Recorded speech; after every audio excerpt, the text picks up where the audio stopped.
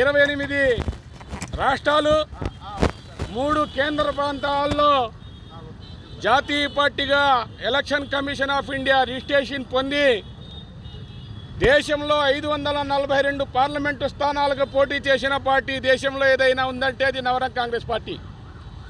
దేశంలో 5700 ఎమ్మెల్యేలని 2018 డిసెంబర్లో పార్టీని స్థాపించడం జరిగింది.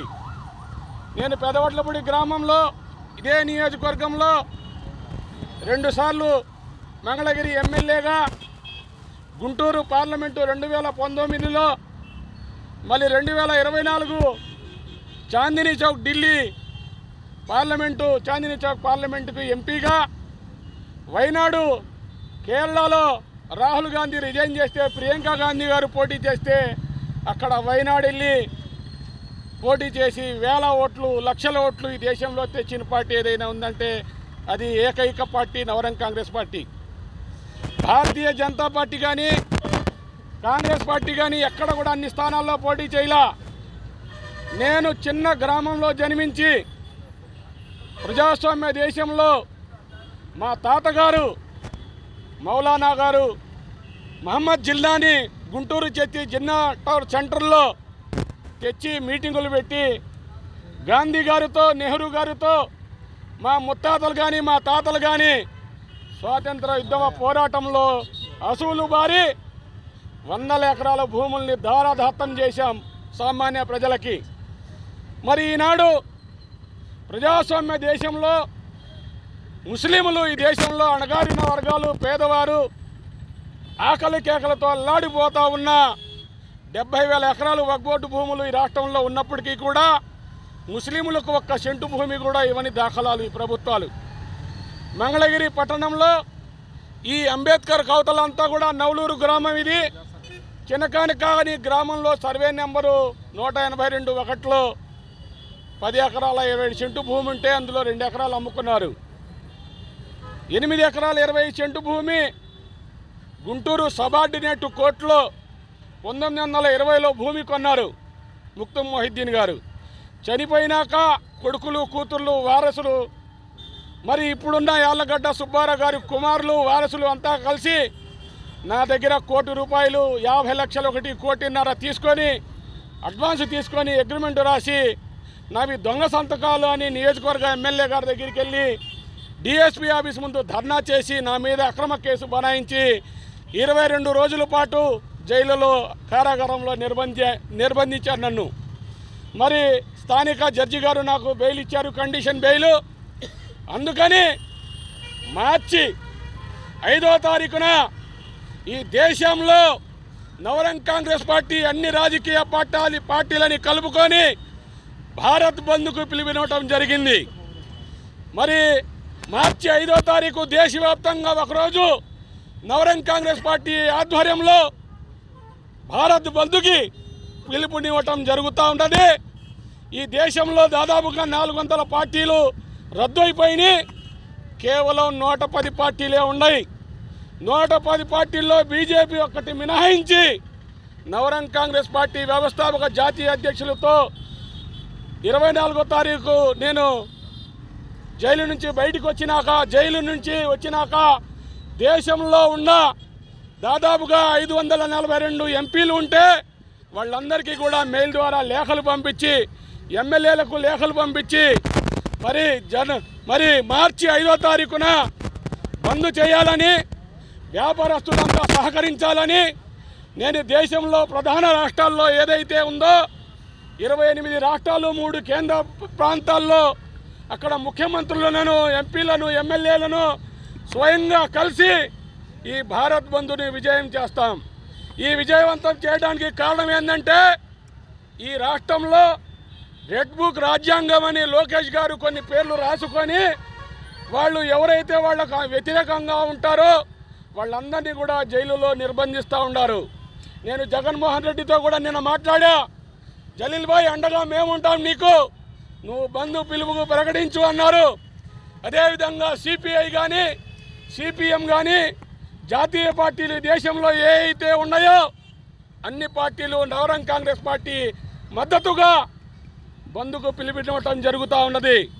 మరి అదేవిధంగా వచ్చే నెల 11వ తారీఖు రాష్ట్రపతి గారు అపాయింట్మెంట్ ఇచ్చారు, 9వ తారీఖు హోంమంత్రి గారు అపాయింట్మెంట్ ఇచ్చారు, వచ్చే నెల 21 ప్రధానమంత్రి గారు అపాయింట్మెంట్ ఇచ్చారు.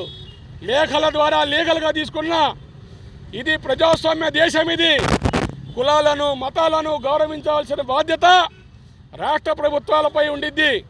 కానీ మాకు ఎటువంటి విభేదాలు లేవు. ఇదే భూమిని చినకాకానీలో ఉన్న భూమిని 2017 డిసెంబరు జనసేన పవన్ కళ్యాణ్ గారికి లీజుకి ఇచ్చారు. లీజుకి ఇచ్చి పవన్ కళ్యాణ్ దగ్గర డబ్బులు గుంజుకొని మరి వారిని నష్టపరిచి వారిని అభాసుపాలు చేశాననే కుట్రతో నా మీద వీళ్ళంతా ఏకమయ్యి అక్రమంగా నా మీద కేసు బనాయించారు. కేసు బనాయిస్తే భయపడేది లేదు, కానీ తప్పుడు అగ్రిమెంట్ రాస్తే తప్పుడు దరఖాస్తు చేస్తే ఒక సెక్షనో 2 సెక్షన్లో ఉండిద్ది. మంగళగిరి రూరల్ పిఎస్లో 6 సెక్షన్లు. అంటే ఒక వ్యక్తిని నిర్బంధించాలంటే 7 సంవత్సరాలు దాటినాక ఎఫ్ఐఆర్ కట్టి నిర్బంధిస్తూ ఉన్నారు. ఈ దేశంలో ఆంధ్రప్రదేశ్లో ముఖ్యంగా రాష్ట్రంలో జైళ్ళలో ఉన్నది ఎవరయ్యా అంటే దళితులు, బీసీలు, మైనార్టీలు, అణగారిన వర్గాలు. కానీ కోడాలి నాని, గొడివాడ నాని చంద్రబాబుని, లోకేష్ని అన్ని తిట్లు తిట్టాడే, మరి కోడాల నానిని ఎందుకు వదిలిపెట్టారు మీరు? మీ జాతి వాడనా, మీ కులం వాడేవనా? ఈ దేశంలో స్వాతంత్రం కోసం ప్రాణ త్యాగాలు చేశాం. స్వాతంత్రం మా జన్మ హక్కు అని తెల్లదొరలతో పోరాడాం, ఆస్తులు పోగొట్టుకున్నాం, జీవితాలు లక్షల మంది ప్రాణాలు పోగొట్టుకున్నారు. మరి నా ఇండియా గేటు మీద మా తాత పేరుంది. ఎందుకుంది? స్వాతంత్రంలో పాల్గొన్నాం. ఇప్పటికైనా లోకేష్ గారు గుర్తుపెట్టుకోండి, మంగళగిరి నియోజకవర్గంలో ఇదే మీరు ఎమ్మెల్యేగా ఉంటారు తప్ప మీరు జీవితంలో ఎప్పుడు కూడా ఎమ్మెల్యే కాలేరు. ఏదైనా సమస్య వస్తే నేను ఒక జాతీయ అధ్యక్షుడిని, మీ తాత విగ్రహం నేను పెదవట్లపూడి గ్రామంలో పెట్టా. నా సొంత డబ్బులతో పెదవట్లపూడి గ్రామంలో 2008లో ఎన్టీ రామారావు గారి విగ్రహాన్ని స్థాపించా. 2011లో రాజశేఖర రెడ్డి విగ్రహాన్ని ఫ్లైఓవర్ దగ్గర నా సొంత డబ్బులతో పెట్టా. అనేక సేవా కార్యక్రమాలు చేశాం. ప్రజాస్వామ్య కుల మతాల ప్రాంతాలకు అతీతంగా సేవ చేయటం ఈ దేశంలో నేరమా? అక్రమ కేసులు బనాయించటం ఎంతవరకు సబబు అని ఈ ప్రభుత్వాన్ని అడుగుతా ఉన్నా.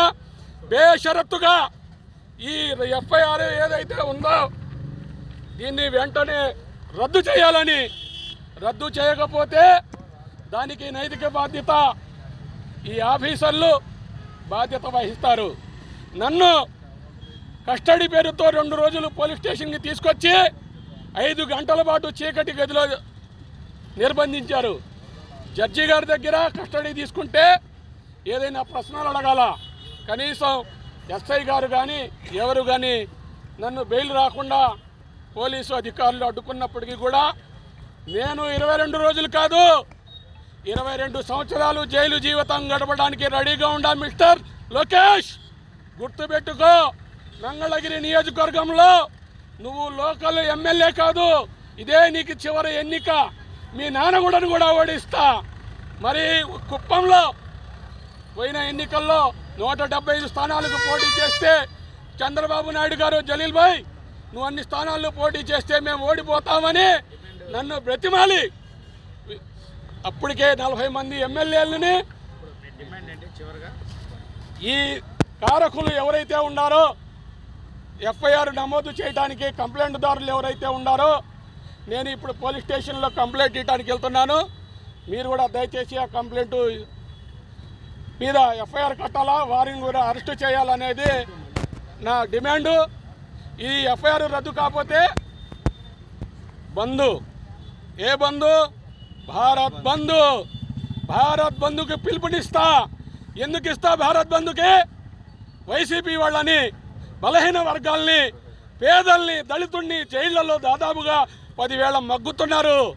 జైళ్లలో అన్నాలు పెడుతున్న వాళ్ళని, తిండటానికి తిండి లేక తాగే మంచినీళ్ళు వేయాల్సిన బాధ్యత ప్రభుత్వ అధికారులపై ఉన్నప్పటికీ కూడా ఈ రాష్ట్ర హోంమంత్రి దళితురాలని నమ్మి చేస్తే ఈ దళిత హోంమంత్రి గారు చేసింది అభివృద్ధి అనేది శూన్యం.